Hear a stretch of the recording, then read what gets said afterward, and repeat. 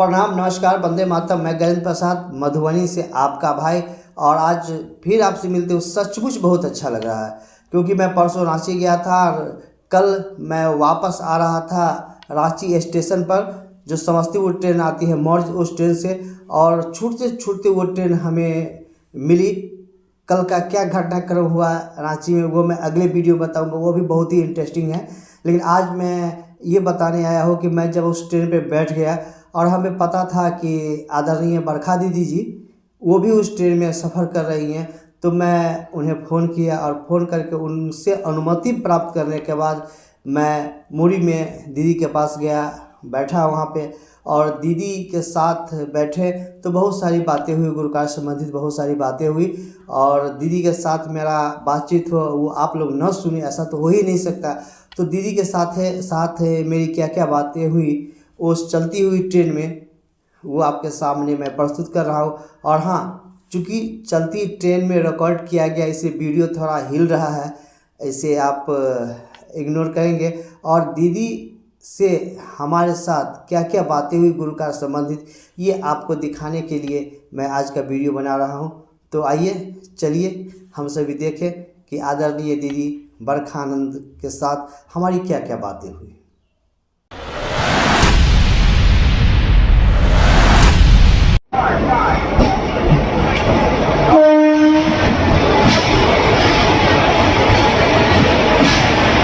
तो दीदी, आपसे हम सभी मिल रहे हैं और हमारे लगभग 27,000 जितने दर्शक हैं, जितने सब्सक्राइबर हैं, सभी आपसे बातें कर रहे हैं। तो कुछ जिज्ञासा है, मैं चाहता हूँ कि उस पर आपकी बातचीत हो जाए।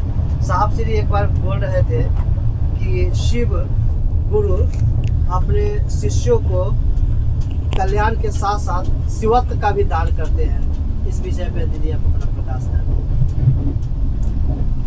साहब ने इस बात का जिक्र बहुत बार किया है।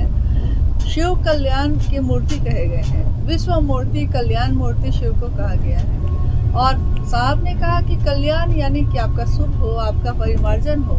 इसके साथ साथ वो शिवत्व का, शिव के पास जो तत्व है गुरु अपने शिष्य में वही तो उतारते हैं।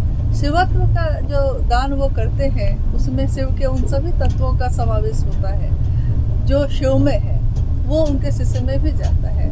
इसीलिए साहब ने कहा, एक उद्घोष किया, एक बात कही कि अगर इस दुनिया में रहना है तो शिव बनकर रहो, शिव बनकर जियो, जियो तो शिव, बनो तो शिव, रहो तो शिव। इस बात को साहब ने बार बार कहा है। यानी इसके लिए आपके अंदर शिव का तत्व आएगा तभी तो आप ऐसे बन सकिएगा। जी दीदी। और साहब श्री एक बात और बोले थे कि यदि महादेव को, शिव के गुरु स्वरूप को का जो कुर्सी है वो भी उस कुर्सी से हट सकते हैं यदि वो किसी को ये बोल दे कि तुम्हारा मैं गुरु नहीं बनूंगा। इस बात को जरा स्पष्ट कर दीजिए, हम लोग नहीं समझ पा रहे हैं। साहब ने कहा कि जगत गुरु शिव, जगत यानी कि इसमें रहने वाला एक एक व्यक्ति, एक एक जीव उनका अपना है। वो किसी को नहीं कह सकते कि तुम अपने हो और तुम पराये हो। उनके नीचे की श्रेणियों में ये हो सकता है कि आपको कोई पसंद हो, आपको कोई नापसंद हो, लेकिन शिव ईश्वर भी है और जगत स्तर के गुरु भी हैं। तो जो जगत के स्तर पे व्याप्त है उसके लिए अगर कोई शाकाहारी है तब भी, मांसाहारी है तब भी, कोई देवता है तब भी, राक्षस है तब भी, गंधर्व है तब भी, इंसान है तब भी, यहाँ तक कि पशु है तब भी, वो शिव ये नहीं कह सकते कि तुम मेरे हो और तुम मेरे नहीं हो, तुम पात्र हो, योग्य हो, दूसरे नहीं हैं। जिस दिन शिव ने ऐसा कह दिया तो साहब ने कहा कि जिस दिन ऐसा हो गया तो वो जगत का गुरु कैसे रहेगा। कहेंगे ना लोग कि जगत का गुरु तो है वो, एक आदमी को छोड़कर, नहीं कहेंगे? जी जी। तो इसीलिए साहब ने कहा कि एक आदमी को भी वो छोड़ नहीं सकते। इसलिए ये मत सोचिए कि आप योग्य हैं कि नहीं, पात्र हैं कि नहीं। आपका ये विचार, आपका ये ठहराव ये सुनिश्चित करता है कि शिव आपके गुरु है। आपने बस सोचा है, लेकिन वो शिव तो आप अपने तरफ से गुरु है ही, आप ही उनके तरफ नहीं जा रहे हैं।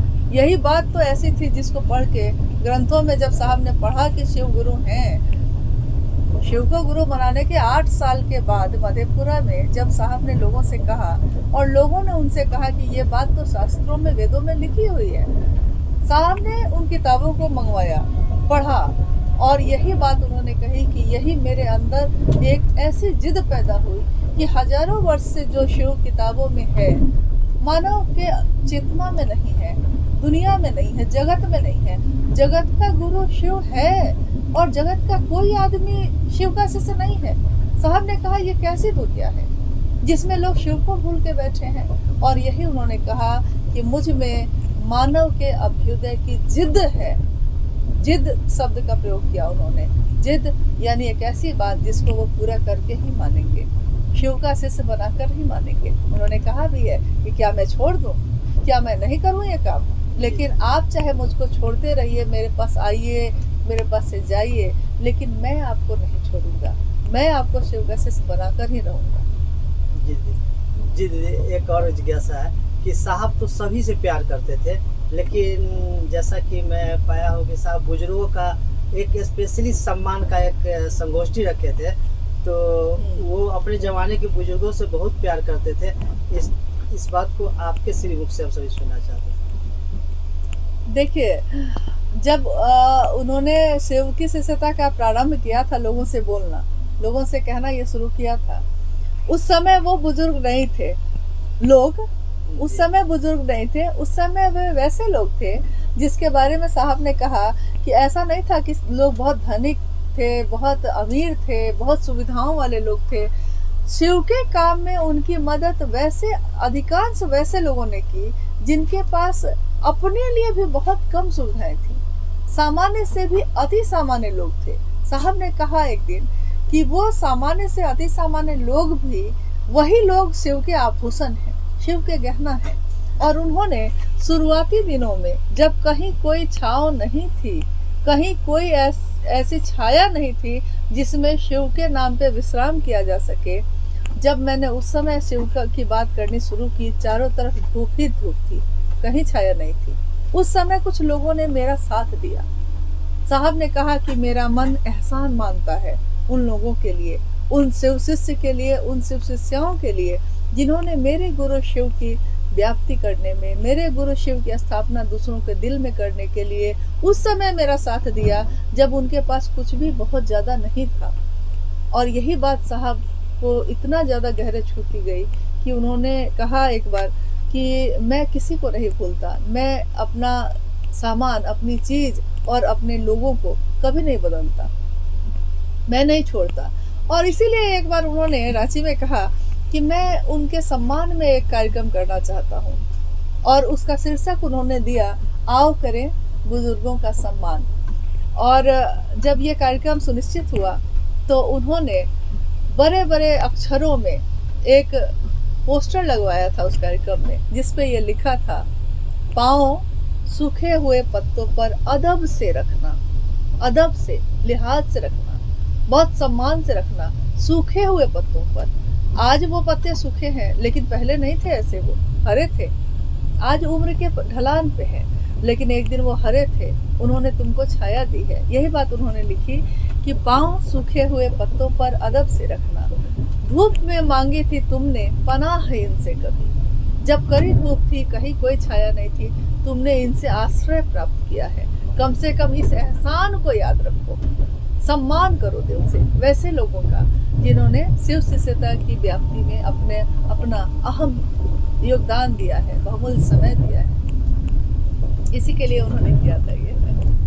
जी बस अंतिम कि साहब एक बार बोल रहे थे कि मैं जब हूँ तो बंधन में हूँ, और मैं जब नहीं रहूँगा तो इससे भी अधिक शिव कार्य होगा, और ऐसा आज प्रतीत हो रहा है। तो इस संबंध में कुछ? हाँ, साहब ने कहा कि अगर शिव भी शरीर में उतरेंगे तो इस जगत का काल उन पे लागू होगा, और इस जगत की पसंद नापसंद भी लागू होगी। शरीर है, उसका बंधन है, तो कुछ चीज़ें उसको पसंद होंगी, कुछ चीज़ें नहीं पसंद होंगी, कहीं ना कहीं बंधन होता है। लेकिन ये ऊर्जा जब शरीर से मुक्त हो जाती है तो वो इस तरह से बिखरती है, जैसे आपने कभी देखा होगा कि दीपावली में हम लोग छोटे छोटे फुलझड़ियाँ जलाते हैं, लेकिन कुछ फुलझड़ियाँ ऐसी होती हैं जो सीधे आकाश में जाती हैं और आकाश के तल पे फैल जाती हैं। पूरा कभी कभी देखिएगा पूरा शहर उससे रोशन हो जाता है। दोनों तो फुलझड़ियाँ ही हैं, लेकिन दोनों के फैलाव में अंतर आ जाता है। आज हम देखते हैं, जो भी आते हैं कहते हैं कि साहब का शरीर हम देख नहीं पा रहे हैं, लेकिन हर व्यक्ति अपनी अनुभूति ये कह रहा है कि साहब मेरे पास आए, मुझसे बात की, मेरी मदद की। इतना ज़्यादा साहब अपने उस समय भी शायद ना हो पाए जिस समय वो शरीर में थे, और आज जब शरीर नहीं है तो वो ऊर्जा कुछ इसी तरह से पूरे विश्व में फैल गई, पूरे जगत पे छा गई है कि हर व्यक्ति उसका अनुभव कर रहा है, हर व्यक्ति उस रोशनी में नहा रहा है और अपने महादेव की तरफ चल रहा है। अंधेरे रास्ते को रोशन करने वाले हमारे साहब हर व्यक्ति को अपनी रोशनी से उस शिव का रास्ता दिखा रहे हैं, लोग चल रहे हैं। अब आप कहिए अपनी बात दीदी कि हम सभी शिव कार्य को किस तरह करें कि साहब का सपना साकार रूप धारण करे। देखिए साहब ने कहा कि हमेशा कहा कि ये दिल का रास्ता है, ये दिल का रास्ता है, ये प्रेम और समर्पण का रास्ता है। जो अपने शिव के लिए झुक सकता है वो दुनिया में कहीं भी झुक सकता है, उसको किसी के सामने झुकने में कोई दिक्कत नहीं है। आकर और अहंकार जैसा यहाँ कुछ भी नहीं है। साहब ने कहा कि यहाँ मुलायम होना है कैसा, जैसे मखमल होता है, मखमल की तरह मुलायम होने की प्रक्रिया है ये। आप मुलायम ही होते चले जाते हैं।